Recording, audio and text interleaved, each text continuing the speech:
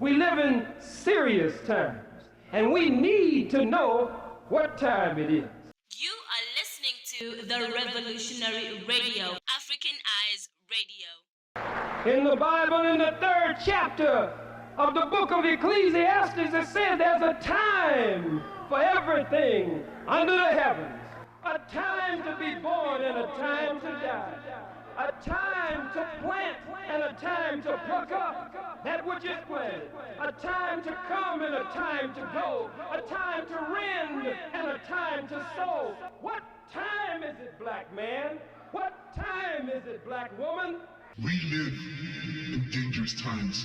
We cry for peace. Leboa, Lingala, Tumbuka, Kiswahili. Help us identify the issues in Africa. Internalize our surroundings. Break down what is holding us back in Africa as we look forward in progress. It is 2 o'clock on the dot. I am Thando Macozoma. This is On African Time.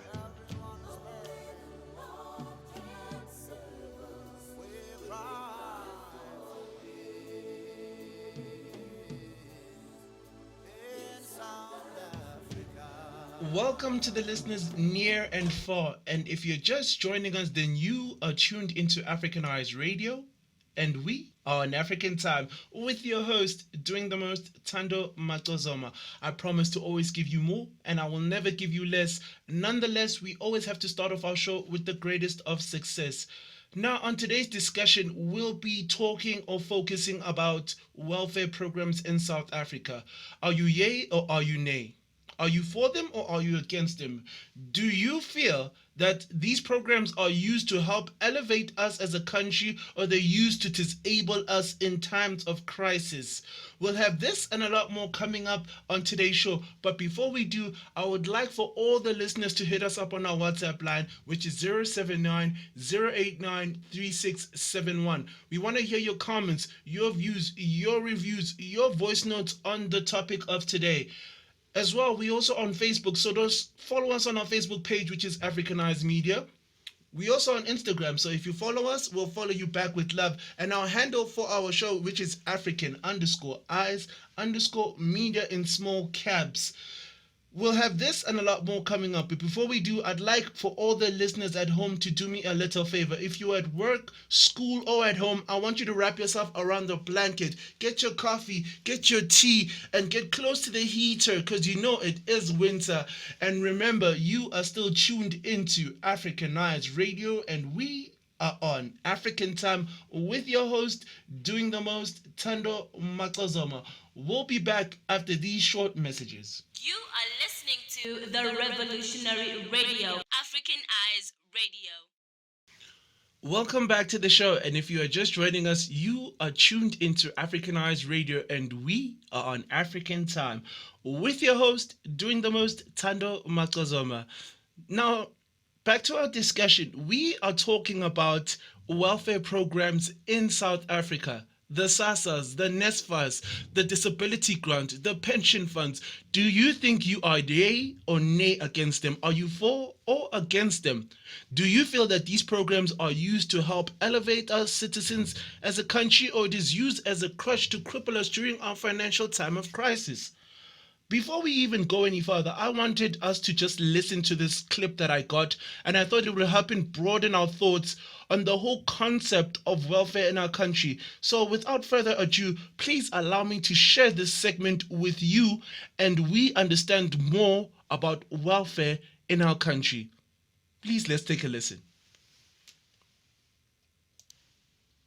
South Africans have suffered a loss of income estimated between 41 million and 53 million rand due to the COVID-19 pandemic. Now, this figure accounts for 9.5 million formal sector employees and 2.5 million informal workers. And these findings are based on the United Nations Development Program and their rapid assessment that was commissioned by the Social Development Department with a specific focus on vulnerable groups. Now, Social Development Minister Lindiwe Zulu said that they acknowledge that government has weaknesses and that budget challenges exist and targeted interventions are needed.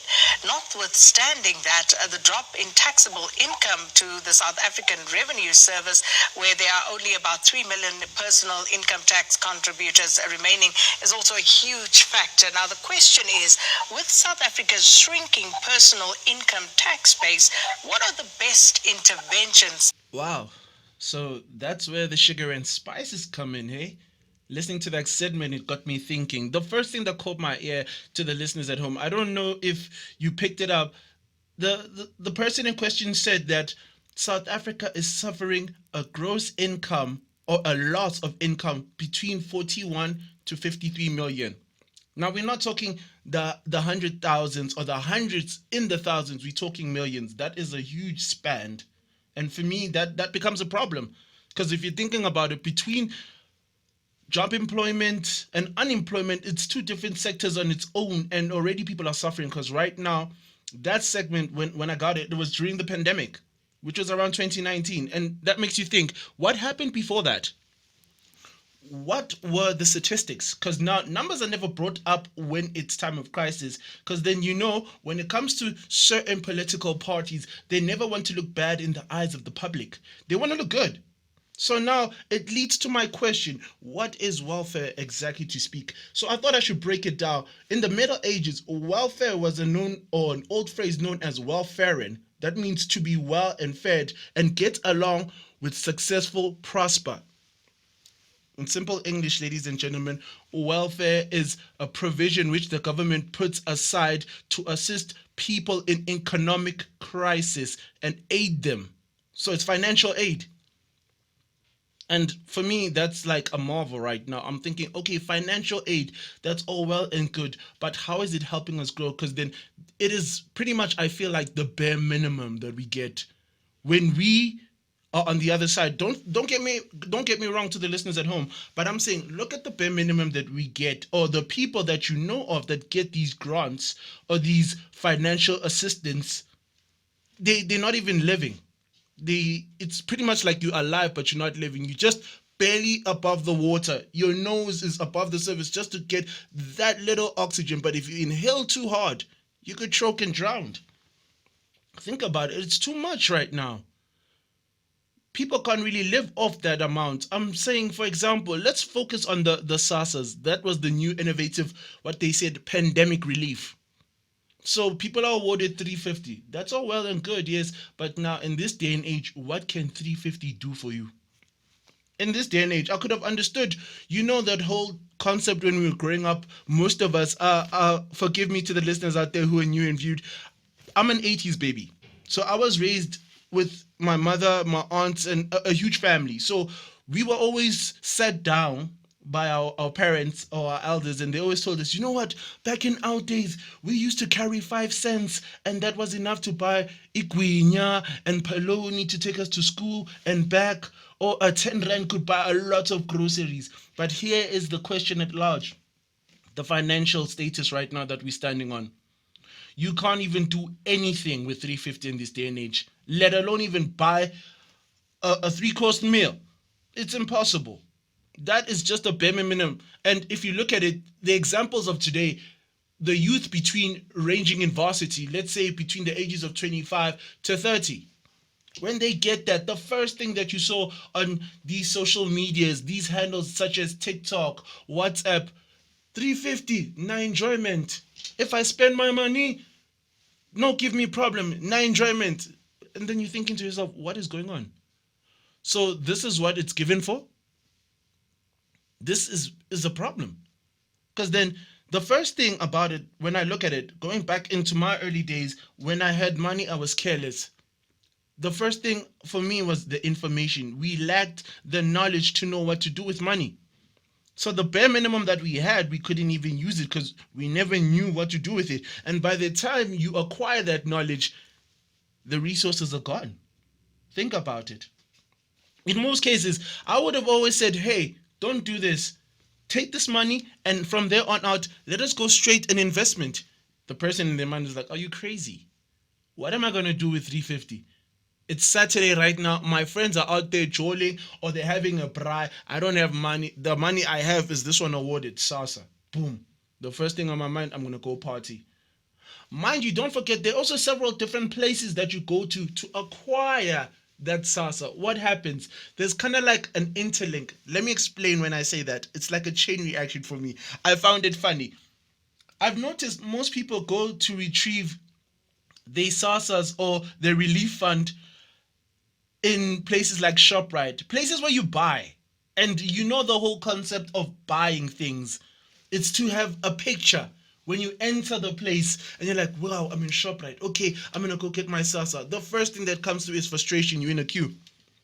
It's not you alone. So the masses come in. You are stressed out. You're like, I want this money. I have plans for it. Maybe I want to settle a little debt. Maybe I want to buy some food. But then you hear that music in the background.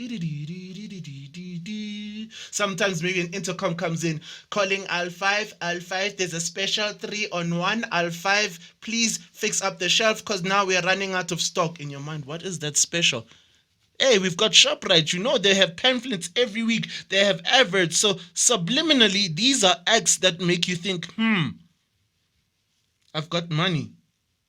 The store is right there, and now you're at the till. So the first thing that you're seeing are displays of things that you want, not that you need. We've got the chocolates, we've got the sweets, and then you're thinking as well, I don't have airtime. So what am I doing? The minute you get it, the first thing that comes to your mind is that I have plans. But now your plans are misguided. Because the first thing that you'll be thinking of, if it's not essential necessities like food, it's entertainment. So what you're going to do? You're going to head into the aisle. And usually when we head into the aisle, what's the first thing we see? We mostly see avenues of food, fruits and veg, the bakery, the smell, the whiff in the air makes you think, wow, man, I'm going to get me some. And then from there on out, you acquire the airtime. From the airtime, that's when people ask you that stupid but relevant question, what are you up to today? We know what's going to happen, right? That chain of events. You've got two scenarios. Okay, if you're a disciplined person, I'm not saying we're not disciplined, but I'm saying now and again, you have moments where you're tempted. When you have no shred of thought and you're thinking to yourself, hey, if I could just get out this atmosphere, I want to be in a place where I can relax. The stresses of the world are destroying me. And now you got that little fun. That little fun feels like it's a gateway to heaven. Because now the only thing that's going through your mind is that, hey, I got it, I'm going to use it. Then from there, you do your extramural activities, let me call it that. And then from there, the next day, you wake up and you regret. Have you had those moments growing up or when you're in high school? The Decembers, when your parents allow you to like, hey, go out, you've passed, you've succeeded, and now all of a sudden, boom, we're having enjoyment. Our friends, we're celebrating, we passed our matrics or we passed our grade 10s, 11s, and 12s. We're a little bit grown because now we're given a little responsibility and trust. And what do? We waste the money. Yes, we create memories, we have enjoyments, but then when you come back home and you're alone, sitting in your room, what dwells in your mind? The thing I wanted, maybe I wanted to buy earphones, and these were so expensive. But now, calculating all the money I did, I might have even spent quadruple of the amount of money that I had. And then I regret it. Then I'm thinking to myself, man, I wish I could have just done 1, 2, and 3. And then you have those moments when you daydream how you could have changed the scenario. But it's too little, too late. What's done is done. That's what most people would say. So that's the thing I'm thinking about. Where did it help us? It didn't. But now, don't get me wrong. I'm not saying the government is not assisting us and bettering ourselves. If we just put that one segment aside and then focus on another one, for example, SASA. We're done with it, right? Now we're focusing on NSFAS. Now, that's a good program and its initiative is smart, whereby it helps people who've already committed themselves for a better future, but lack financial aid, especially on a tertiary level. So what happens? This is like an inverted or indirect way of saying it is a scholarship or, an internship, where it says, you know what, if you continue going with your high grades, what we will do is pay for your financial on education on a tertiary level, whereby the more you succeed, the better for you. And they monitor you, just like a parent or a big brother or a big sister, making sure that you stay on track. But here is the twist of it all when I'm asking, does it help assist the country or it helps cripple? Because now, one of the sayings that I got from my friends back who was awarded NSFAS always used to say, you know what? When I'm done with my studies, I had this one clause in NSFAS, which I think they still apply, where they say, upon graduation, when you are done, once you acquire employment, it's mandatory that you pay them back, because now it's no more an internship or a scholarship, it becomes a student loan. So already when you're starting your life, you're in debt. And you have to meet up to it, because now it's like a chain reaction. If you don't pay, the person behind you does not get that fund, because now it cripples them, because they only have a limited amount of funds to circulate. And now the concept of South Africa, we based on a trust factor. Sometimes when you say, I'm going to pay, but I don't have work, you are given leeway to a certain extent, to a point where they give up. So now that's the question in mind. Are we assisting or crippling ourselves as a nation? Think about it. Okay, upon graduation, you're done, whether it be college or university. Now you got the degrees, the bachelors, the masters. But I can promise you, to the listeners out there, 9 out of 10, you know someone that has hectic degrees but is sitting in a corner. There are people now that result to mental disabilities, if I must say that. They become disturbed a bit, because now the frustration of saying, I worked for over 12 years in high school, so it's primary in high school, then added 5, 6, 7 years, depending on the career you choose, either you're being a doctor, a lawyer, or whatever it may be as an engineer, it's a portion between 3 to 5 years of study, if not more extended. Then from there, you acquire the skills, but now you don't have the experience. Because now you know it comes with one. One can't go without the other. Okay, you got the qualification, but do you have experience? No. That's why I finished school. I finished my qualifications and I'm trying to go straight into it. And then they're like, well, if you don't have experience, we can't help you.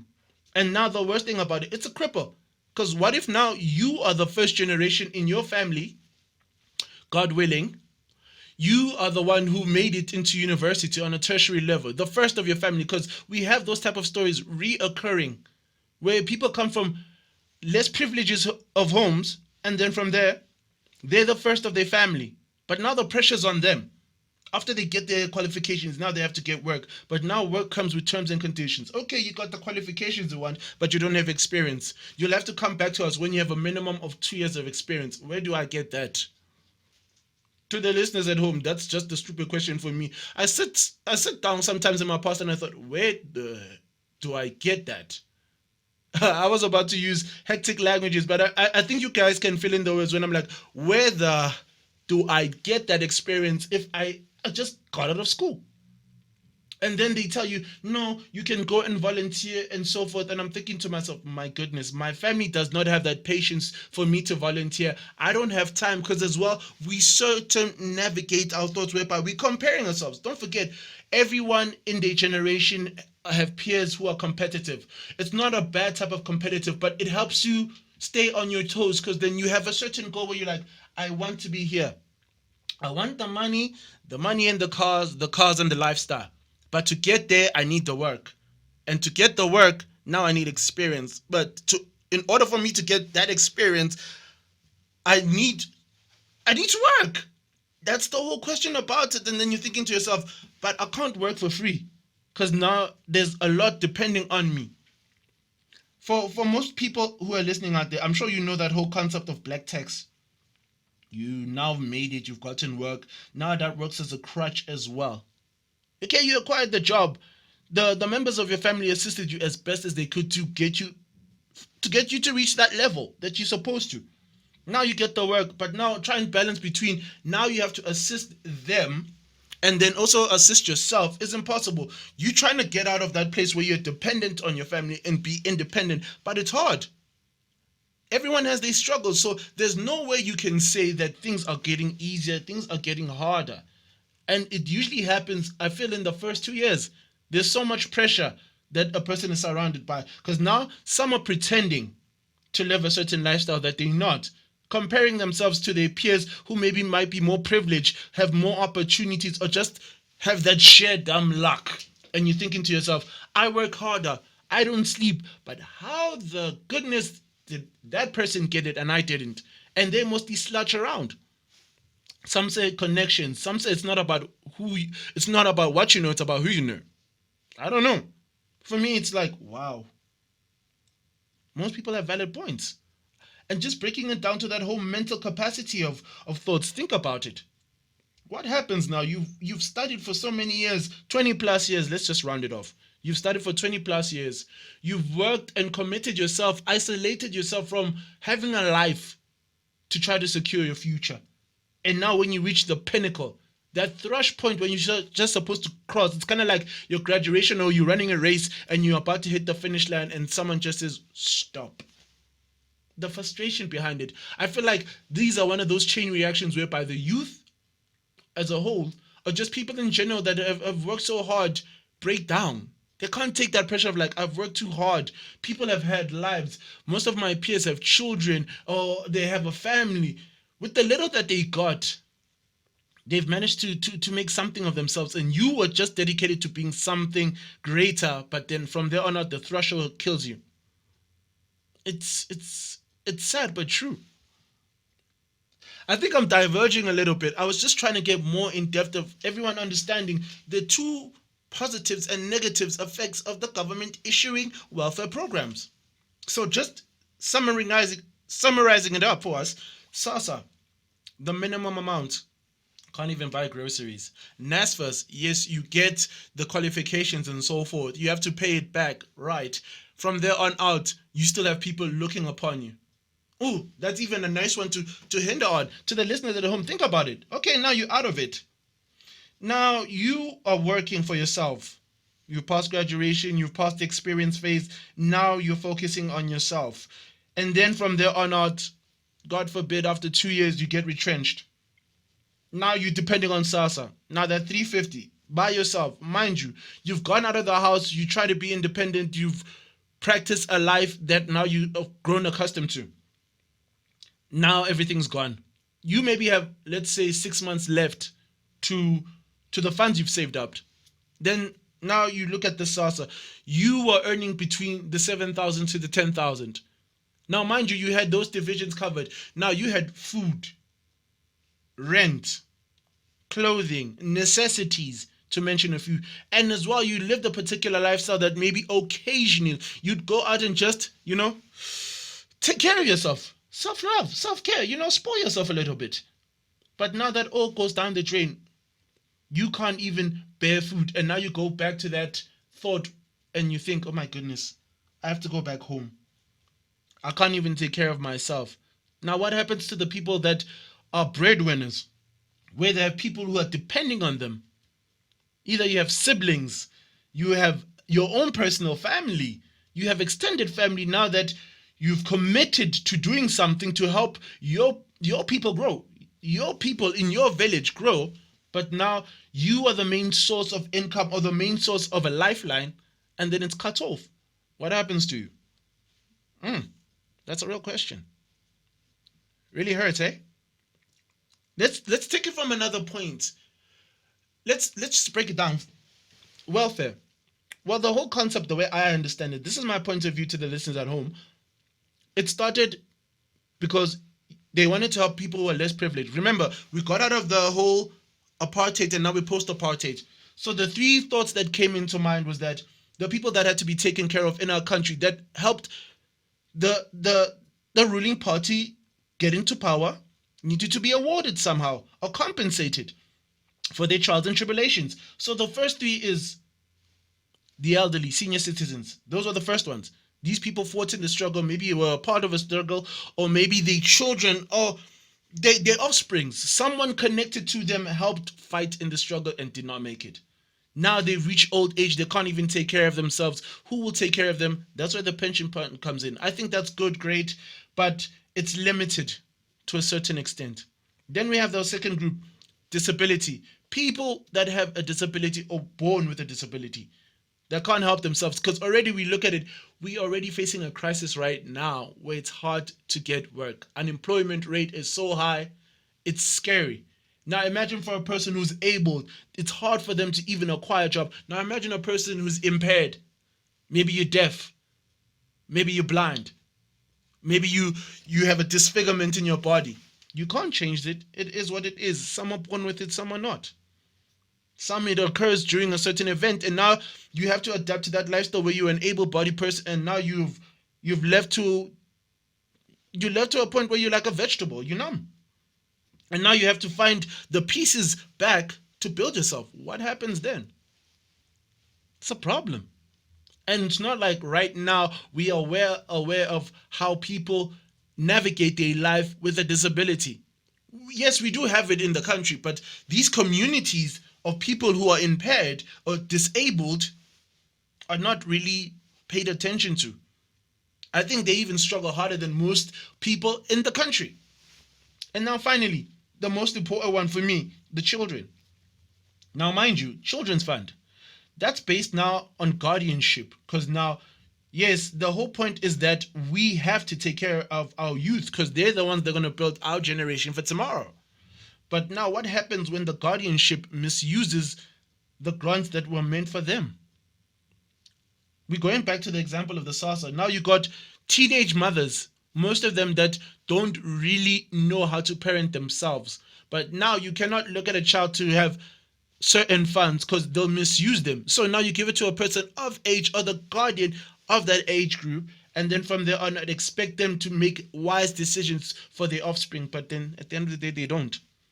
You have young ladies right now that want to use that concept, fake it until you make it. They look at comparisons like Kanyisi Lembao, the Kelly Kumalos, and they want to live that lavish lifestyle. You buying weaves, doing nails, having makeup. Your child is starving. And then the worst thing about it, what happens? Your mother is now taking care of your child. The grandparent is taking care of the child. How does that work? Do you see how this thing interconnects? For me, it's really a problem because now it also leads to an elderly person having more stress. What if they have diabetes? What if their BP is going up? I'm showing you how this thing interconnects together. Look at it from this point. Now, when you are done having these child fair grants and then everything's covered and cleared, the point is that the person who was careless about the money is just going to come back home, fold their hands and act innocent. Because now they've gotten so used to a system whereby they get paid on a monthly basis to do nothing. That's where my problem lies with our country right now, or how it is governed. How are you going to make people get used to a certain procedure and then you want to cut them off? Because now it feels like we are junkies. If you look at it more often than not, we are junkies. We are given so much amount of money or allowance, and then from there it promotes the wrong actions. Some are for the right and some for the wrong. Look, when it comes to disability, think about it from this way. A person who's disabled, impaired, and they don't have a wheelchair, that money will be used for a crutch, wheelchair, or to assist them to get better, medication and so forth. All good and well. The elderly, they can't take care of themselves. They have no source of income. They become breadwinners. But then from now, they have to divide their money in certain portions to make sure their grandchildren are taken care of, they are taken care of, their households are taken care of, and that adds more stress. And now, God forbid that the child of the grandparent is misusing the money for the grants. The hair, the weaves, I told you, the parties, the fake lifestyle. What happens? It's a conglomerate thing where it keeps on going continuously over and over and over and over again. And it becomes an issue because now people act like they junkies, like they drug addicts. Now you tell them, okay, look, we did this for a particular reason to help the country grow, but now the side effects are wrong because now people are misusing that help. And you can't say you're going to have people doing monetization on the whole country 24/7 who are appointed or even awarded these grants. What happens? You're trying to get votes, aren't you? I think you are. What do you listeners think? I don't know.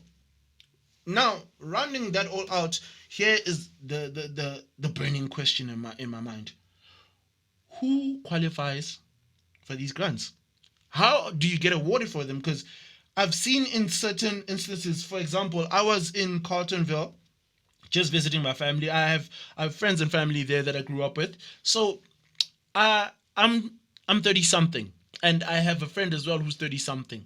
Now, mind you, I was just trying to take a chance. When the SASA came out, I was like, passive money, I can use this for investment. Let me try my luck. Now, me and my friend, let's call him William, we are the same age group. We grew up together and so forth. Beautiful, lovely. Now, he applies for SASA and I apply for SASA. Funny thing is, he gets awarded and I don't. At that time, we are both unemployed, but he has a child and I don't.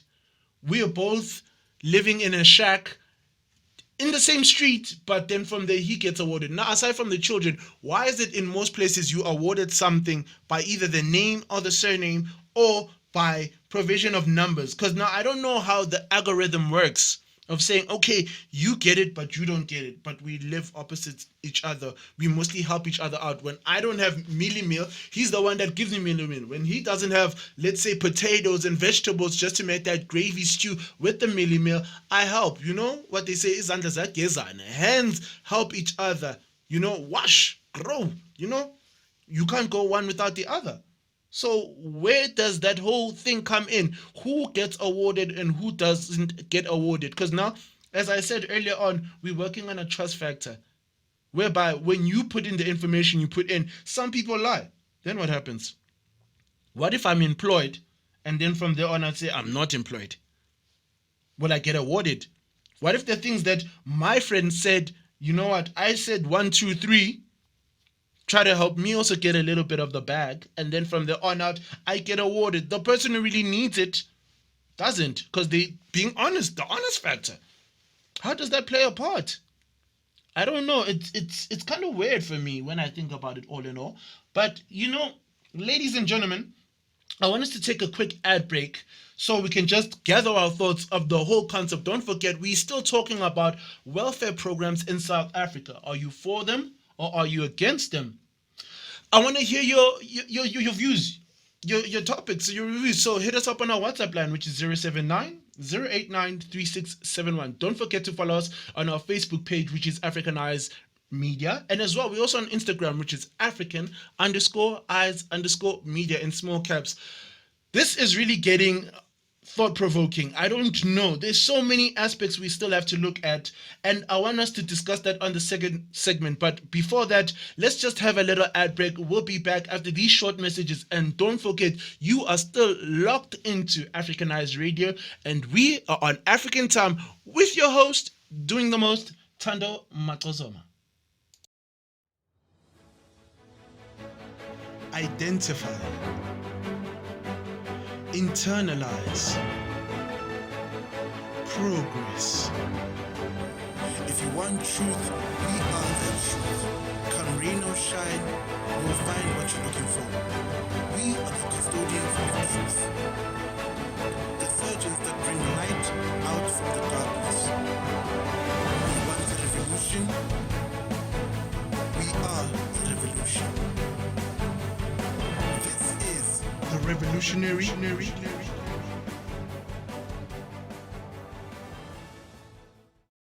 Welcome back to the show, and if you're just joining us, where have you been? We've missed you. And for those who are staying with me through the beginning of the show, well, thank you for staying tuned with us. You are still locked into African Eyes Radio, and we are on African time with your host, doing the most, Thando Macozoma. Now, earlier in the show, we were discussing factors of welfare in our country.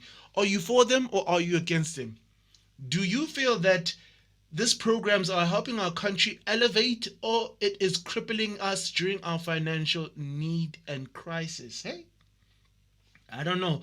We were touching segments whereby we were talking about facts and figures, say between 41 to 53 million of income is being lost in our country. And this is during the COVID pandemic era. I was even going further than that, saying in the 94s were happening. But we were circumnavigating everything, explaining to each other and discussing what are the pros and cons when we made examples of SASA and NSFAS. And we try to see where is the balance. This was just focusing, giving us concepts and ideas, saying, you know, the whole idea behind welfare is all well and good. You're helping people with disabilities, less privileges, trying to make them grow and prosper. But now the problem is, where does it apply, and who does it qualify for? And as well from there, after all these things, what are the pros and cons? Are the adaptabilities of the whole concept well and good and helping us even in our present time? Or is it just now a means to an end where people are allowed to do something and they get awarded? When I say that in inverted commas, in my thoughts of mind, forgive me, most often than not, the example of children. The young ladies nowadays, when they are awarded a child grant, they misuse it, as I said, for hair, makeup, nails, and so forth, which is a bad message to most people out there, because now it says, I can be awarded for getting pregnant and I have nothing else to do about it. And I get my lifetime subscription of money from the government. And then they feel that they are entitled, or it's an inheritance that they must get it reoccurring over and over and over until the test of time. And I said, for me, that's a bad look. And not just focusing on them, I'm just saying the whole look of welfare as a whole. You've gotten people accustomed to certain things whereby now, when you take that from them, they become passive aggressive. Think about it. I can understand with particular people, they have no choice or say. This is, for me, agreeing with the first two examples of pensioners and people who are disabled. There we can't control it. It's people trying to find their own way, but some can't even be able to work. When we're talking about senior citizens, they can't work. It becomes a mess. There, it's understandable. People who are disabled, most often than not, acquire or look for work, and they either get misjudged by their parents or their abilities are not up to par in what they want from an able-bodied person. So I can see where the government is helping there. But now, people who take everything for granted, they're always blaming the system, saying, no, I didn't get it because of 1, 2, 3, but you're able-bodied. The one thing that I've learned that separates us from other countries is that we've become so dependent or so used to the method of being given and given and given certain things in life that we're too lazy to even work for it. Yes, we spoke about education and we spoke how it is, but making a twist to it, we were not taught entrepreneurship. And most people always talk about, hey, we can always find a solution to a problem. That is true. We can always find a solution to every problem that's given in the world, but now it's about how you execute it. Think about it. To the listeners at home, yes, we're talking about unemployment, 1, 2, 3, 4 protocols, provisions that happened, but now we say to ourselves, if you don't even put the plan into action, then what's the point? It will always be an idea. And they say great ideas mostly end off in the grave. Because if you don't have the courage to even trust yourself on doing something, who else is going to follow you? Because you've been following other people's footsteps, but are you truly making your own? That's my question. Are you really making your own?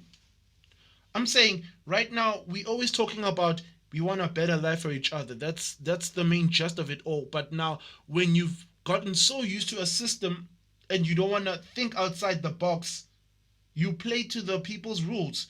It's like being Pinocchio and you're listening to the Piper saying, hey, dance for me, dance to my tune. We as a nation are dangerous. I'm not saying in a bad way, I'm saying we're good. We're majestical, we're beautiful, we're like a cobra. But when that Piper plays that flute, you can't help but dance to the tune because it's hypnotic. And I want us to break from that. We've learned to be so codependent that the word codependent is not even a word anymore. It's just saying plain and simple, you're dependent. We're the children, the government is the parent. And they're telling us this is what is right and there's no wrong behind it. And then we just accept more often than not and go on with it. How does that play?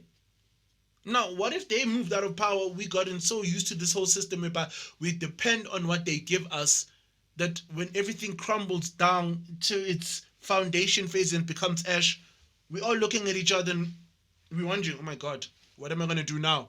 What is my way forward? This is where the whole concept of entrepreneurship comes in.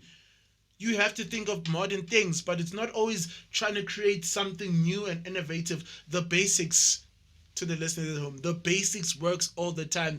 You look at a need that everyone wants and you just trying to make a solution out of another solution. Yes, it's there, it's given. But now look at these aspects of saying electricity, for example, the whole ESCOM situation. When electricity is down, solar panels, generators, these are the backup things that we have. But now, has it ever come to a person's mind is that, you know what, why don't I take the initial knowledge I have and create something that's even better than solar panels and use it to generate energy in my neighborhood? That innovation could help you build up into something greater, and then you can accumulate income later. You need to understand it's about time and perseverance. You have to push through. It's not going to be given to you. Nothing's ever been given to the world for free, and nothing's easy. The things that are easy are a lie. The things that are hard are the truth. That's what I attest to as my testament, you know? It's funny. We say, yes, let's find ways of building and growing. The program is not working for us. We spoke about the negatives. We spoke about the positives. But now let's speak about future plans. Because now we cannot be repeating the same thing history did for us. In post-apartheid, it was a social welfare policy, or you know, the reform grant was just meant for people who are white or colored. Black people were the less privileged. You get what you got, but you never got a welfare. Now we after apartheid, now we're getting welfare, but now we're also misusing it. We're following history over and over. And now some of us, the minority, are trying to change that and say, you know what? No, this is not the right narrative for me. I want it better for myself. And you know what? You're only as strong as your collective. I feel like we're like a bucket of crabs right now. One is trying to get out and pull everyone else in, but now we're all thinking with that notion, I want to get out, because in your train of thought is that if one makes it, you'll be like, no, the person's did what I wanted to do, so I need to leave it. No, it's not always the case.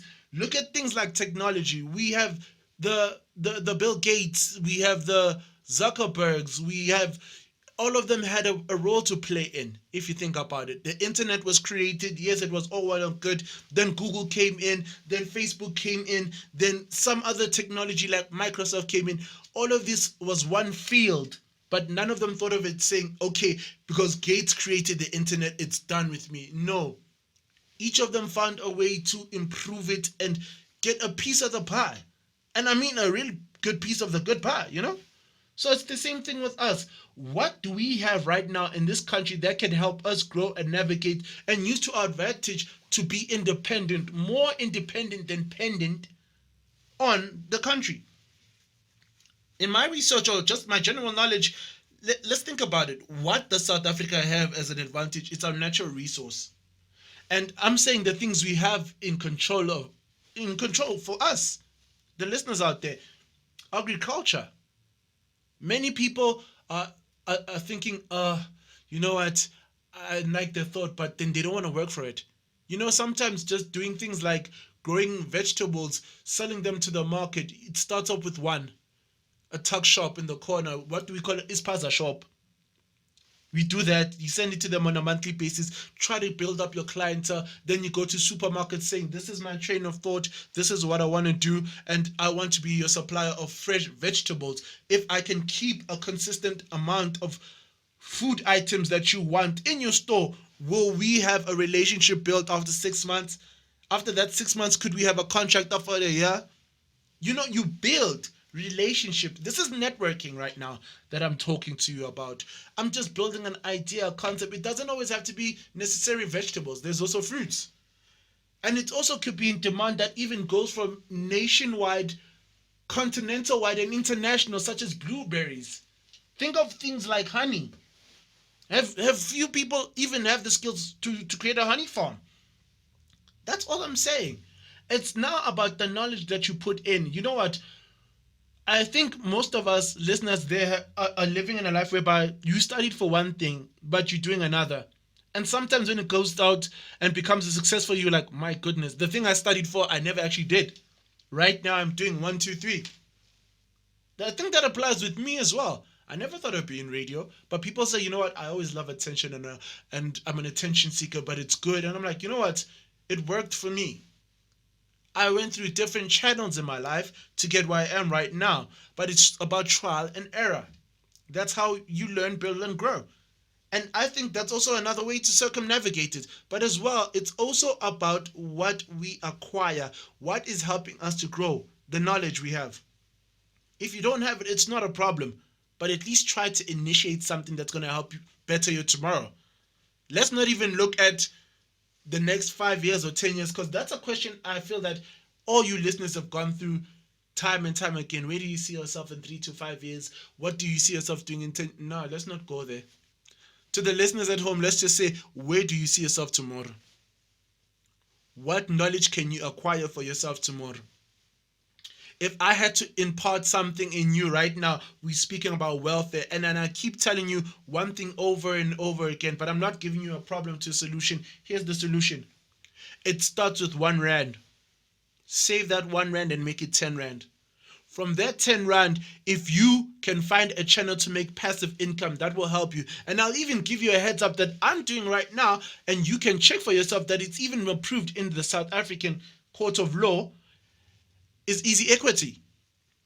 This is whereby you have even a little amount of money that you can put in a share and try to see the dividend grow. But understand, the little you put in is as well the little you're going to get out. But you have to also research on what you're doing. Don't just go into things blindly. You have to be careful on what you're doing. That's what I'm trying to impart with you.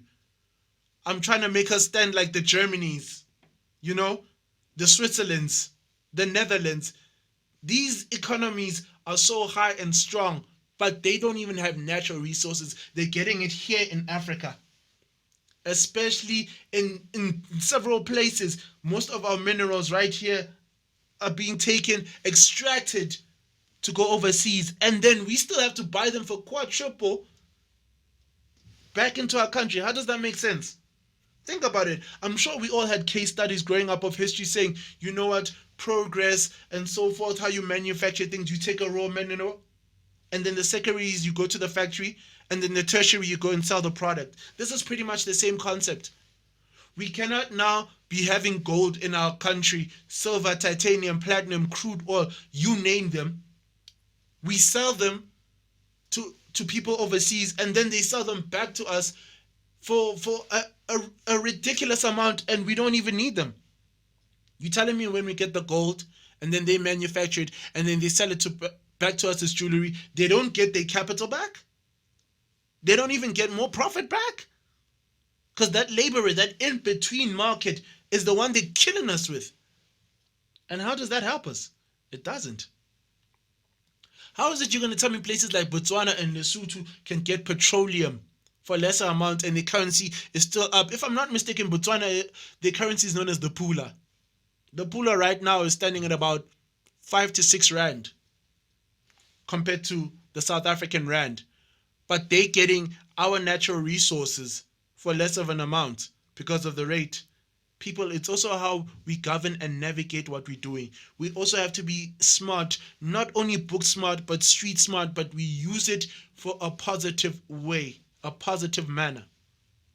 I'm only saying this just to uplift everyone, to make them understand. But back to where we're going, because I'm sorry, I digressed again, but it was just explaining the whole terms and conditions of saying, you know, welfare.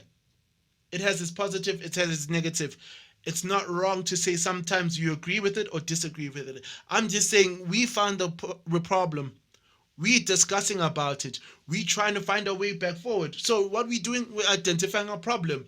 We're internalizing it. Now we're trying to find the progress on the way forward, because we cannot repeat history over and over again, because that will lead to our doom and destruction. I don't know. To the listeners at home, what are your views? Welfare programs in South Africa, are you for them or are you against them? I don't know. For me, it's just like, this conversation is too heated. It's too hot. I wanna just hear your views, your reviews on the homework, you know? For me, there's so many questions that come to mind. But hey, I don't know.